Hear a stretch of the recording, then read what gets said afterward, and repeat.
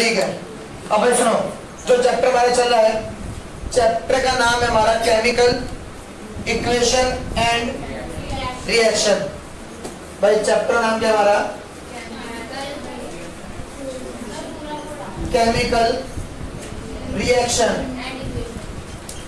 And equation. तो भाई देखो जरा पहले एक बार जल्दी समझ लेना कि हमने अब तक क्या पढ़ लिया है। भाई सबसे पहले बात करते हैं केमिकल रिएक्शन कब होती है। अगर कभी भी कोई दो चीजें, मान लो ए और बी है, मान लिया, इन दो चीजों को मिक्स करते हैं और मिक्स करने के बाद में कोई न्यू चीज बनी, अब वो न्यू क्या है हमारे पास, मैंने मान लिया सी और डी मिले। तो जब भी कभी किसी दो चीज को मिक्स करने से कोई न्यू प्रोडक्ट मिलते हैं जिनकी केमिकल प्रॉपर्टी बिल्कुल अलग हो, उन्हें कहते हैं क्या? Chemical reaction. और जब हम उसे रिप्रेजेंट करके दिखाते हैं उसे कहते हैं उसकी क्या? इक्वेशन। अब इक्वेशन में एक बात ध्यान रखना कि ये जो वैल्यू होती है इसे कहते हैं क्या? रिएक्टेंट। और इसे क्या कहते हैं? प्रोडक्ट। तो एक बात और याद रखना कि हमने 9th क्लास के अंदर एक चीज पढ़ी थी भाई। 9th क्लास के अंदर जो law of conservation of mass होता था, यानी लॉ का नाम क्या था? Law of conservation of mass. तो ये लॉ क्या था भाई? इस लॉ में ये बोला गया मास ऑफ द रिएक्टेंट, अब बात आती रिएक्टेंट कौन सा, यानी कि ये वाला जिन्हें मिक्स किया गया, इज ऑलवेज इक्वल टू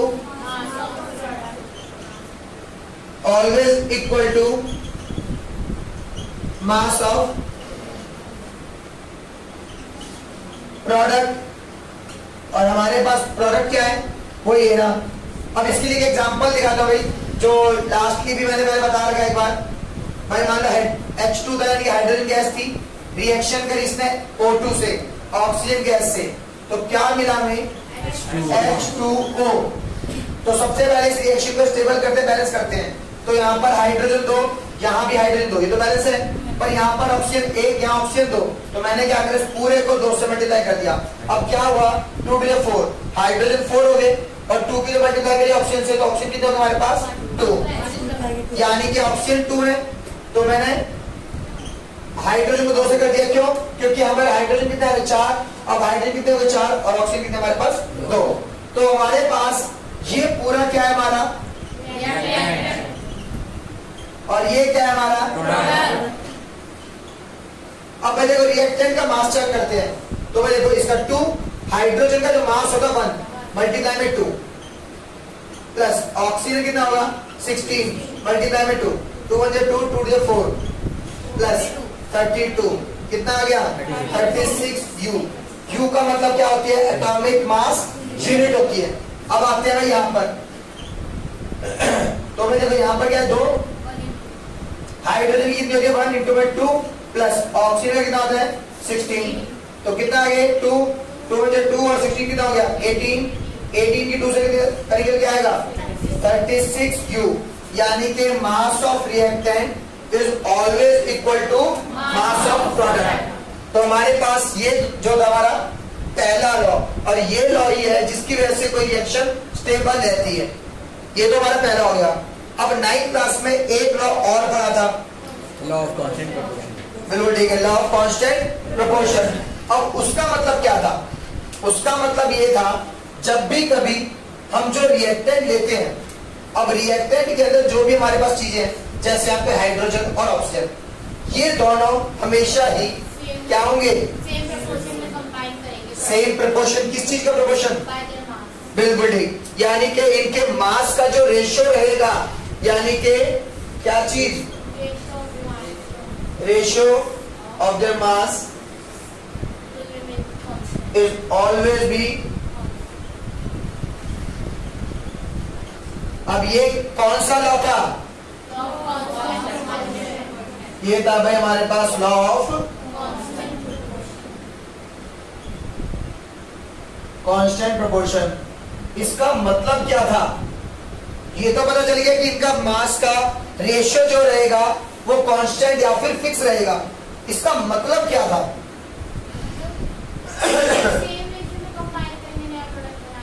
बस अगर रेशियो चेंज कर दे तो प्रोडक्ट भी चेंज हो जाएगा। हाँ ये था, यानी कि 9th क्लास के अकॉर्डिंग हमें ये पता चला कि जब भी कभी हम कोई रिएक्शन करते हैं तो उस टाइम पर जो भी चीज हम यूज कर रहे हैं, ये रिएक्टेंट जो यूज कर रहे हैं, इनके मास का रेशियो जो होगा क्या रहेगा, हमेशा कांस्टेंट रहेगा। चेक करते हैं क्या रेशियो आ रहा है यहाँ पर। तो भाई देखो हाइड्रोजन है कितना है, 2 2 2 4, ये रहा भाई 4। ये कितना है 32, तो ये 4 गया 1 पे, ये 8 पर, तो क्या रेशियो है 1:8। अब मतलब समझो, अगर मान लो मैं बोलता हूं कि मेरे पास 1 ग्राम हाइड्रोजन है तो मुझे 8 ग्राम क्या लेनी पड़ेगी ऑक्सीजन, तभी वाटर बनेगा। अगर मैंने ऐसा कर दिया कि ये तो 1 ग्राम ले ली और ये 10 ग्राम ले ली, तो वाटर ना बन के कुछ और बन जाएगा। कुछ भी हो सकता है, वो डिपेंड करता है कि वो चीज रिएक्शन करेगी या नहीं, या तो रिएक्शन होगी नहीं, या अगर रिएक्शन होती है तो जो हमें प्रोडक्ट मिलना चाहिए था पहले वाला ना मिलके कुछ और प्रोडक्ट मिलेगा। यहां तक कोई डाउट किसी को? मैंने जो रिएक्शन लिखी वो रिएक्शन थी हमारे पास H2 + O2 gives H2O, यही है। अब बात आती है भाई सबसे पहले चेक करना है कि रिएक्शन बैलेंस है या नहीं। तो हमने देखा यहाँ पर H2 है, H2 बैलेंस है। ऑक्सीजन अकेला 1, यहाँ ऑक्सीजन 2, तो ऑक्सीजन तो बैलेंस नहीं है। तो मैंने क्या करा, इसको 2 से मल्टीप्लाई कर दिया, तो ऑक्सीजन 2 हो गए, ऑक्सीजन 2 बैलेंस हो गए। अब हाइड्रोजन 4, यहाँ हाइड्रोजन 2 है, तो मैंने यहाँ पर 2 से मल्टीप्लाई कर दिया, 2 से 4 हो गए। अब सब चीज बैलेंस होगी, बस यही चीज है। और कोई डाउट? चलो पहले ये तो हमारा क्या रिएक्शन था का पार्ट। अब आता है जब कभी कोई रिएक्शन होती है तो क्या क्या होगा, यानी कि व्हाट हैपन व्हेन, आइए पूछूंगा भाई। देखो क्या लिखा, क्या होगा जब कभी कोई रिएक्शन होगी। तो सबसे पहली चीज तुमने यही बोल दिया सीधा, चेंज इन। अब चलो कोई नहीं, तुमने ये बोला, ये बोली क्या चेंज में पहले चेंज इन टेम्परेचर। एक चीज ध्यान रखना भाई, जब भी कभी कोई रिएक्शन होगी तो जो चेंजेस आएंगे वो केमिकल प्रॉपर्टीज के चेंजेस देखते हैं, फिजिकल प्रॉपर्टीज में चेंजेस हम नहीं देखते। ठीक है, ये बात हमेशा याद रखना। ऐसा नहीं भाई कि कभी बोल दो कि फिजिकल प्रॉपर्टी में चेंज आ गए, फिजिकल प्रॉपर्टी कभी नहीं देखी जाती। अब फिजिकल प्रॉपर्टी क्या होती है, यानी कि कोई ऐसी चीज दोबारा से उसकी पुरानी फॉर्म में कन्वर्ट किया जा सके। जैसे पानी से बर्फ, तो बर्फ से पानी दोबारा बन जाएगा, तो ये फिजिकल है, वो फिजिकल है। कैंडल भी फिजिकल प्रॉपर्टी है। वुड, वहाँ वुड लकड़ी जलने पे वो केमिकल है। ठीक है, या एलपीजी गैस सिलेंडर होते हैं, वहां पर भी क्या हमारी केमिकल है। अब सबसे पहले क्या है हमारे पास यहाँ पर, चेंज इन टेम्परेचर। भाई टेम्परेचर के अकॉर्डिंग 2 टाइप की रिएक्शन है। एक होती है हमारी एंडोथर्मिक, सबसे पहले ये लिखनी है हमेशा, ठीक है। और दूसरी होती है हमारी, अरे बताऊंगा। तो देखो भाई मैंने पहले एंडो क्यों लिखा, नॉर्मली मैक्सिमम रिएक्शन ऐसी होती है जहां हमें खुद हीट देनी पड़ती है। जब हम खुद हीट देते हैं तो उस तरह की रिएक्शन को एंडोथर्मिक कहते हैं, इसीलिए हम उसी को पहले पढ़ते हैं। अब देखो यहाँ पर क्या लिखा है, EN आ रहा है, तो EN से याद करने का तरीका है, देखो एंटर, एंटर है जिसका मतलब क्या हो गया, हमने हीट दी है। अब यहाँ पर क्या आ रहा है, EX, तो ये हो गया एग्जिट, यानी कि यहाँ पर क्या है, हीट इवॉल्व हुई है। तो ऐसी कोई रिएक्शन जहां हम हीट देते हैं तो एंडोथर्मिक, और जहां हीट बाहर निकलती है वो सभी एक्सोथर्मिक। अब एक्सोथर्मिक और एंडोथर्मिक के 1-2 एग्जांपल तो सिंपल सा बोल देना ऐसे ही। चलो पहले एंडोथर्मिक का कोई एग्जांपल बताओ। चलो तुम ऐसे बोल, जो सब हम समझ सके। फोटोसिंथेसिस तो ऐसी बातें बोल देगी इन्हें क्या, ये यूं देखेंगे क्या हो रहा है, क्या बोल दिया सर फोटोसिंथेसिस का क्या है, एंडो एक्सो एंड बताओ भाई। एक्सो का और अलीना है ना, अलीशा की बहन अलीना, बताओ ये फोटोसिंथेसिस इन्होंने बोला एंडोथर्मिक है, क्यों? इसमें हीट इवॉल्व नहीं होती। हीट इवॉल्व नहीं होती तो क्या होता है? हीट एब्जॉर्ब करता है, हीट एब्जॉर्ब करता है, कहां से? सनलाइट से। बिल्कुल ठीक। अब भाई देखो, अगर किस सबने फोटोसिंथेसिस रिएक्शन तो पढ़ी हुई है, अगर तुम उन रिएक्शन को देखोगे तो उन सब रिएक्शन में यानी जब भी कभी फोटोसिंथेसिस की रिएक्शन होती है तो वहां पर हीट हम देते हैं, यानी कि सनलाइट की हीट को उसने यूज किया है। तो जब सनलाइट की हीट को यूज किया है तो सन की जो हीट थी वो हमने दी है, तो वो कौन सी रिएक्शन होगी हमारी? एंडोथर्मिक। ठीक है। अब एक्सोथर्मिक के एक एग्जांपल, भाई सबसे पहले हम अपनी बात कर लेते हैं, रेस्पिरेशन कर लो। क्या एंडो में एक्सो में? चलो बताओ भाई। इसने बोला सर्फ यानी कि जो डिटर्जेंट होता है हमारा, क्या वो एक्सोथर्मिक रिएक्शन करेगा? हाँ सर। आपने बताया था। सर आपने स्नेक लाइन का भी एग्जांपल दिया था। एक मिनट, अब मेरी बात सुनो। क्या यहाँ कोई ऐसा बच्चा जिसने आज तक अपना क्या कहते हैं हैंकी तक भी नहीं धोया? कोई ऐसा? हाँ खुद ही धोते हैं यार। जब खुद नहीं धोया, जब भी तो बोला मैंने, धोया है ना। अच्छा एक बार बता दो, क्या कोई ऐसा बच्चा है जिसने आज तक वॉशिंग मशीन के अंदर जो डिटर्जेंट जो भी तुम यूज कर रहे हो, चाहे घड़ी, टाइड, सर्फ एक्सेल, कुछ भी, वो नहीं डाला? कोई ऐसा बच्चा? मतलब डिटर्जेंट देख के मशीन में डालना है बस, नहीं, वो काम नहीं। वो नहीं किया। हाथ से निकालना है।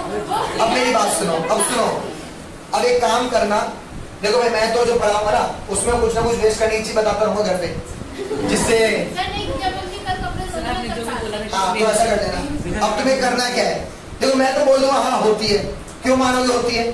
जब तुम खुद करके देखो जब पता लगेगा। तुम्हें करना क्या है, मुट्ठी में सर्फ भर लेना जो भी तुम यूज करते हो, और डालना नहीं है, मुट्ठी को पानी डालना है, सर्फ डालना नहीं है, डाल देना। अब देखना क्या मुट्ठी जो है तुम्हारी यानी वो गर्म लग रही है नहीं लग रही?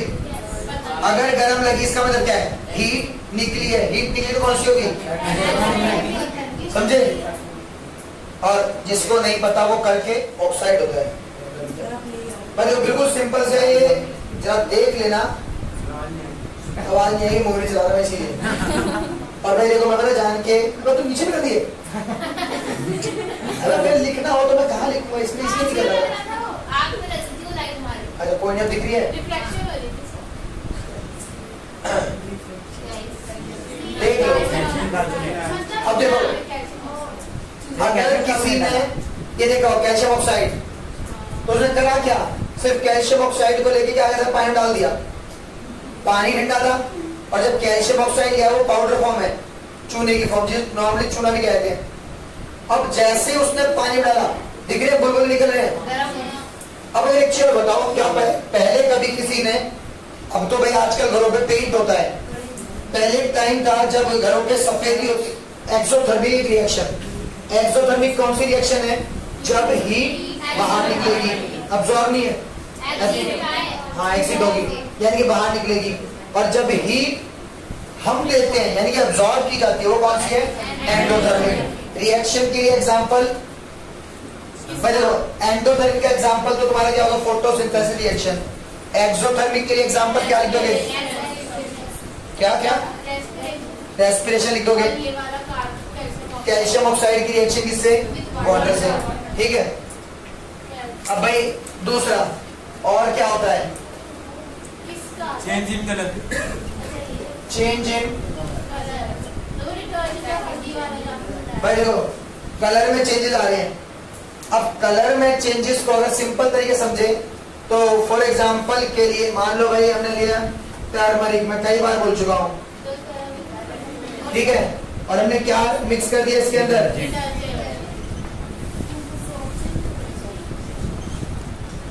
हाँ सोप में वही फॉर्म तो होती है डिटर्जेंट भाई, ठीक। जब हमने दोनों चीज मिक्स करते हैं वाटर ठीक है, in the presence of water, तो कौन सा कलर शो होगा? और जिस किसी ने नहीं किया तो वो भी ये घर पे करके देख सकते हो। कौन था? फिर ठीक है, 10 स्कूल में कराया था।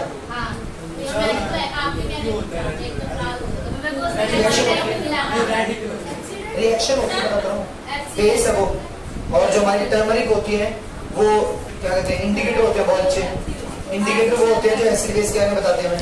ठीक है, अब इसके बाद में एक और चीज है हमारे पास, क्या?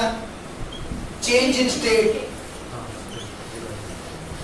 हमने कोई रिएक्शन करी और वहां वो चीज गैस से या तो सॉलिड में कन्वर्ट होगी, गैस से या फिर लिक्विड में कन्वर्ट होगी। सिंपल सा, हमने हाइड्रोजन गैस और ऑक्सीजन गैस ली, जब रिएक्शन की थी तो क्या बनाता है? H2O, तो वो लिक्विड फॉर्म में ही बनता है। ठीक है, तो इसके लिए एग्जांपल क्या हो गया? H2 plus O2 gives H2O, ये गैस की फॉर्म है, ये गैस की फॉर्म है और ये लिक्विड की फॉर्म है, यानी कि हमने दो गैस को रिएक्ट करा तो क्या मिला हमें? Liquid form. तो एक कौन सी एग्जांपल हो गया हमारे पास चेंज इन स्टेट के लिए। फिर इससे अगला इवोल्यूशन ऑफ गैस।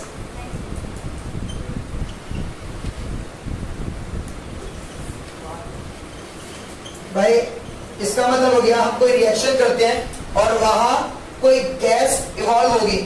भाई सबसे पहले तो सिंपल सा हो गया हमारा रेस्पिरेशन।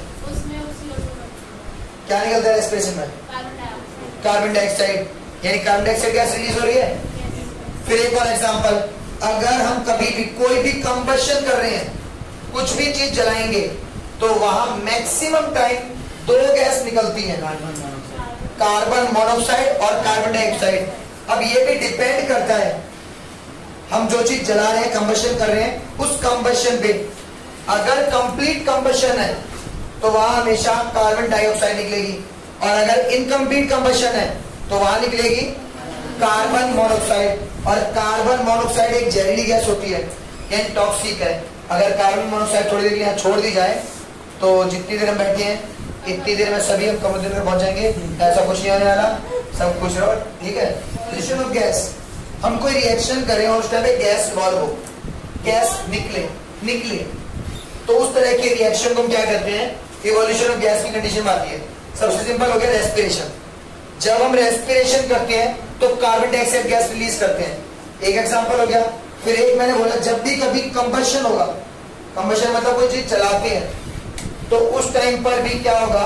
दो गैस निकलने के चांस है, एक कार्बन डाइऑक्साइड या फिर दूसरी कार्बन मोनोऑक्साइड। अब मैंने बोला अगर कंप्लीट कंबशन तो कार्बन डाइऑक्साइड, इनकम्प्लीट कंबशन तो। अब हमें कैसे पता चलेगा कंप्लीट कंबशन है, इनकम्प्लीट कंबशन है? अगर कभी भी हम कोई चीज बर्न कर रहे हैं, वहां पर ब्लू फ्लेम निकले तो क्या होगा? Complete combustion.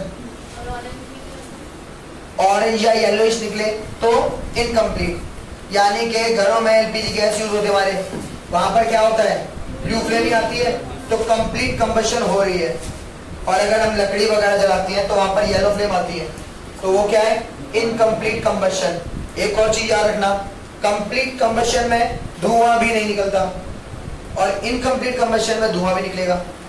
ठीक है, नॉर्मली लकड़ी जलाते हैं धुआं निकलता है और एलपीजी गैस में निकलता। अब एक और चीज, भाई तुमने कभी भी अगर कंप्लीट कंबशन देखा जहां ब्लू फ्लेम निकले जब भी कभी, तो अपने आप ही समझ जाओ कंप्लीट है। अब एक और बताओ, एक कैंडल है, कैंडल में कंप्लीट होता है इनकम्प्लीट होता है? दोनों होते हैं, कुछ पार्ट कंप्लीट कुछ पार्ट इनकम्प्लीट।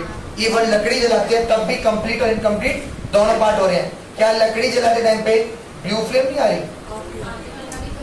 आती है ना कभी कभी। लकड़ी भी लोकल लाते हो क्या? सर्दी आ जाएगी कुछ टाइम बाद, तो जब सर्दी में जलाओ ना तो देखना बीच में येलो है ना, अपर एक लेयर ब्लूइश चल रही होगी ऊपर, सबसे ऊपर। क्या देखिए ना, कैंडल भी अगर तुम देखोगे तो कैंडल का जो ठीक बीच का पार्ट है वो तो येलो ही है, उसके ऊपर जो एक लेयर होगी वो ब्लू फ्लेम होगी। यानी कंप्लीट तो ब्लू और इनकम्प्लीट तो कौन कौन सा हो गया? चेंजिंग कलर, इससे पहले evolution of sorry change in temperature, change in state, evolution of gas. कोई और रह गया? Formation of precipitate. एक रह गया हमारा लास्ट पांचवा, फॉर्मेशन ऑफ पीपीटी भी कहते हैं प्रेसिपिटेट को। हाँ प्रेसिपिटेट, प्रेसिपिटेट। अब प्रेसिपिटेट का मतलब क्या है? जब हम कोई चीज या कोई रिएक्शन करते हैं और उस टाइम पर कुछ पार्ट इनसॉल्युबल रह जाए, यानी कि कंप्लीटली डिसॉल्व ना हो, तो वो जो पार्टिकल रह गए हैं उन्हें प्रेसिपिटेट कहते हैं। अब याद आए, जब तो लास्ट टाइम कपड़े धोए थे तो सर्फ लिया होगा, जो भी था, कौन सा सर्फ? हाँ सर्फ एक्सेल। तो सर्फ एक्सेल जब पानी में डाला, क्या नीचे कुछ पार्टिकल रह गए थे जो डिसॉल्व नहीं हुए? ऐसा किसी ने देखा है कपड़े धोते टाइम पे? कैसे देखा है? चलो कैसे देख तो लिया ना, फिर ठीक है। तो जो पार्टिकल नीचे रह गए हैं उन्हीं को हम क्या कहते हैं? पीपीटी या फिर प्रेसिपिटेट कहते हैं। ठीक है, कोई डाउट इसमें? मैंने भी देखा, कहाँ रहते थे? अब भूल जाते हो पूरे। आज तुम्हें काम करना, आज घर जाके थोड़ा सा सर्फ लेना। पहले तो ऐसे मत बोलो, पहले पानी लेना फिर उसमें सरफ डालना। पहले सबसे पहले बाल्टी लेना, बाल्टी में पानी भरना। जब पानी आधे ज्यादा भर जाए तो फिर सर्फ लेना, मुट्ठी में लेना और मुट्ठी बंद रखना। अभी ओपन नहीं करनी, बंद मुट्ठी को पानी में डाल देना। पानी में जब जाए तब भी ओपन नहीं करनी, कुछ देर के लिए रखना। तुम्हें लगेगा गर्म होने लग गया है। जब गर्म होने लग जाए तो सबसे पहले तुम्हें पता चल गया वो एक्सोथर्मिक रिएक्शन हो रही है। ठीक है, in the presence of oxygen और वाटर। अब जैसे ही तुमने छोड़ दिया उसको भी हाथ से अच्छे से डिसॉल्व करो, और जब अच्छे तुम्हें लगे डिसॉल्व हो गई है, उसके बाद ना हाथ ही नीचे करना